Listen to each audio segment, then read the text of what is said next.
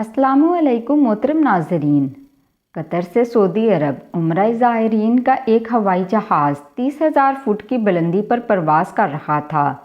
अचानक पायलट ने ऐलान किया कि जहाज़ का इंजन फेल हो चुका है और 10 मिनट बाद जहाज़ क्रैश कर जाएगा।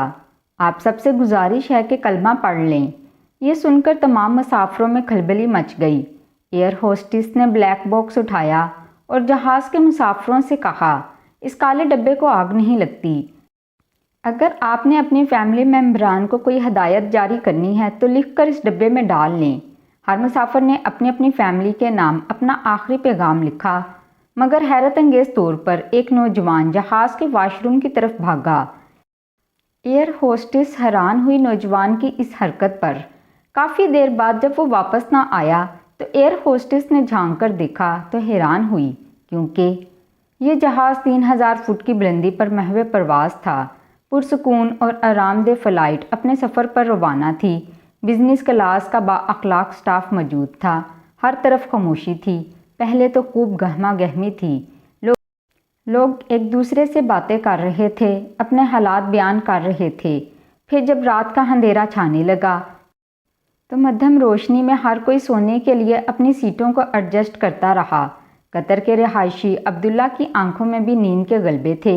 वो सोने की तैयारी कर रहा था। जहाज़ को ज़बरदस्त झटका सा लगा। लाइट्स दोबारा से जल उठीं और एमरजेंसी सायरन की आवाज़ से जहाज़ गूंज उठा। सब मुसाफिर एक दूसरे से दरियाफ्त करने लगे कि आखिर क्या हुआ है। सब एयर होस्टेस से पूछने लगे कि क्या हुआ है, आप कुछ बताएंगी।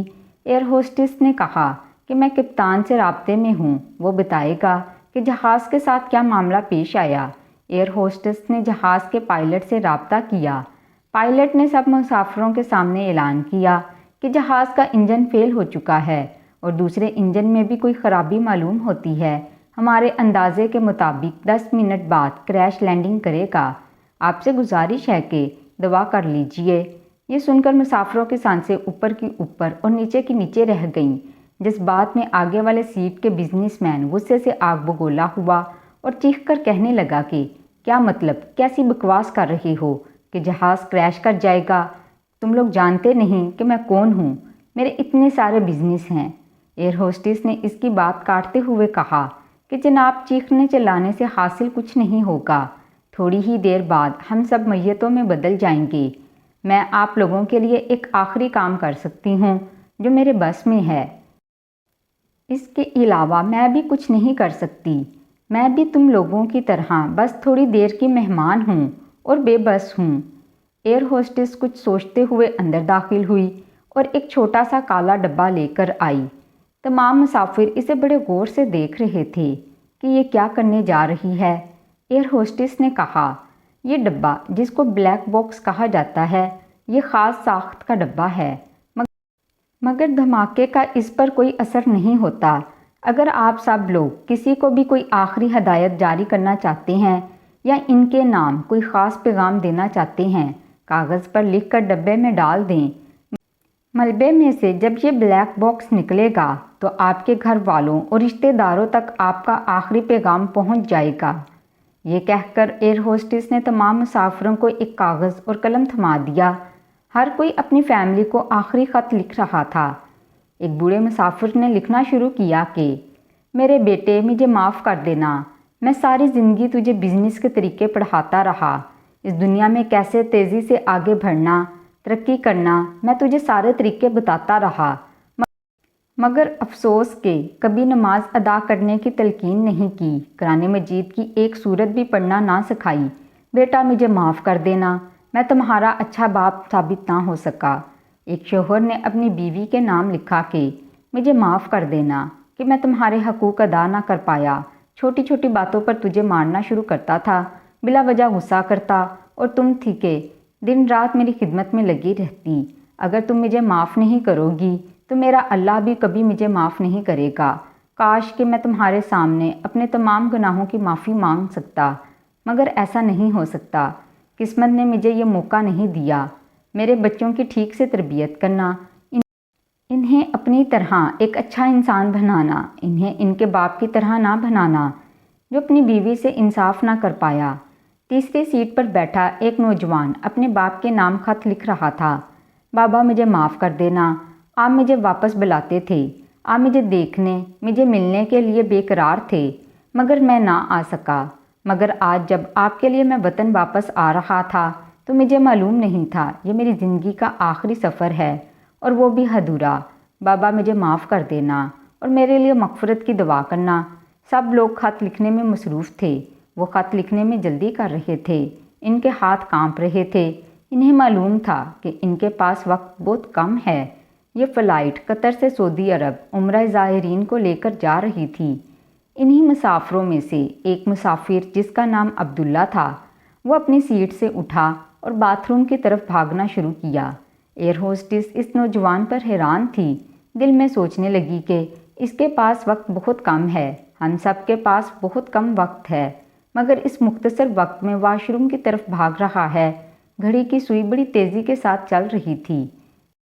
جب کافی دیر تک عبداللہ واش روم سے باہر نہ آیا تو ایئر ہوسٹس نے واش روم میں جھانک کر دیکھا، وہ اندرزار و قطار رو رہا تھا۔ وہ کسی کے سامنے رونا نہیں چاہتا تھا، اکیلے میں ہی رونا چاہتا تھا۔ عبداللہ واپس آیا، اپنے آنسو صاف کیے اور اپنی سیٹ پر بیٹھ گیا۔ جلدی سے اپنا خط لکھنا شروع کیا۔ گھڑی پر وقت دیکھا، وہ جلدی سے گزر رہا تھا۔ ان تمام اعلانات اور حیرانگی میں 2 منٹ تو ویسے ہی گزر چکے تھے اور باقی 8 منٹ باقی تھے۔ عبداللہ نے اپنا خط لکھنا شروع کیا۔ اے میرے پیارے اللہ، میں اس لمحے صرف آپ کے نام خط لکھنا چاہتا ہوں۔ ملاقات کا وقت بہت قریب ہے۔ ہمارے ہاں یہ رواج پایا جاتا ہے کہ جب کوئی چھوٹا کسی بڑے سے ملنے کے لیے جاتا ہے تو کوئی تحفہ، کوئی نذرانہ، کوئی ہدیہ لے کر جاتا ہے۔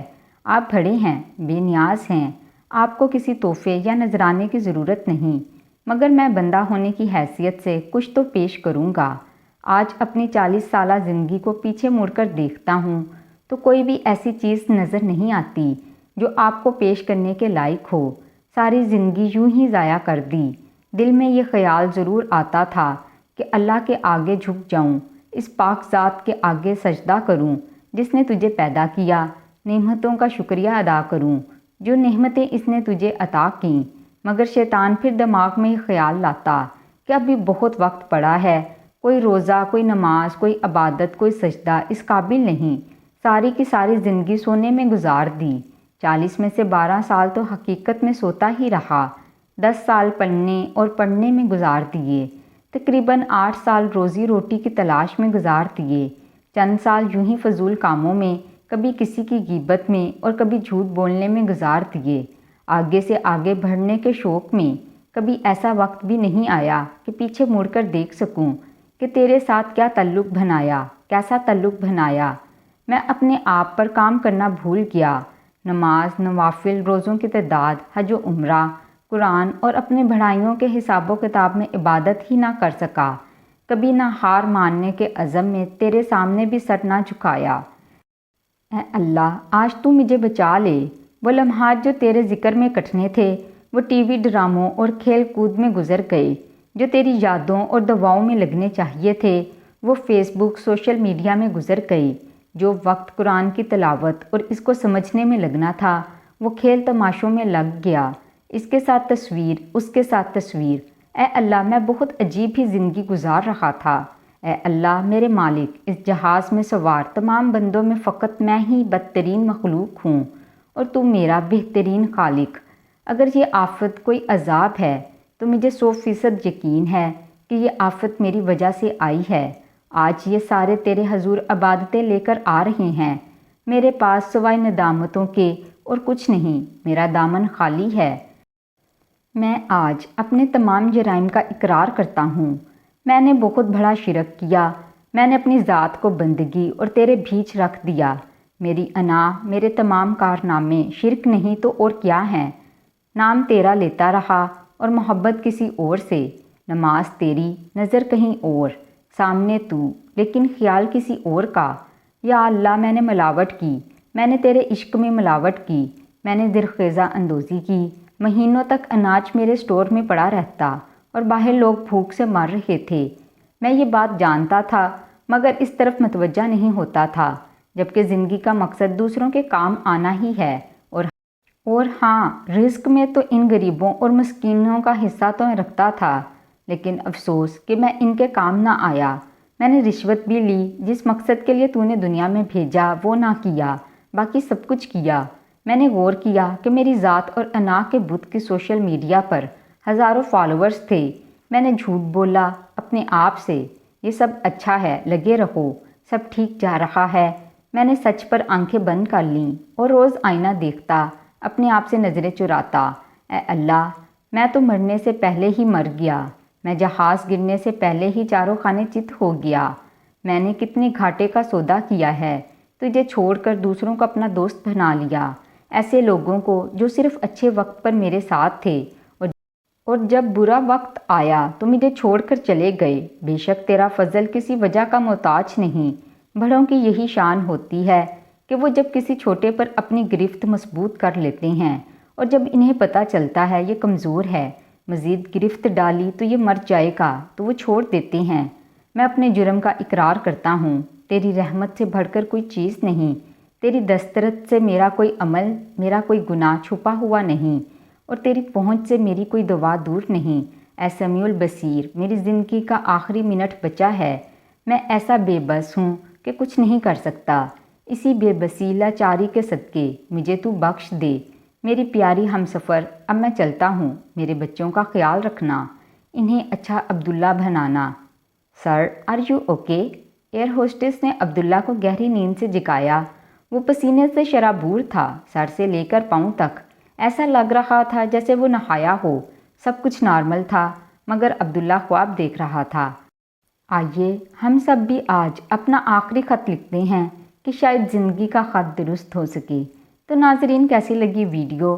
میری ویڈیو پسند آئی ہے تو ویڈیو کو لائک اور میرے چینل کو سبسکرائب لازمی کیجیے گا، ساتھ ساتھ بیل آئیکن کا بٹن بھی پریس کر دیں۔ شکریہ۔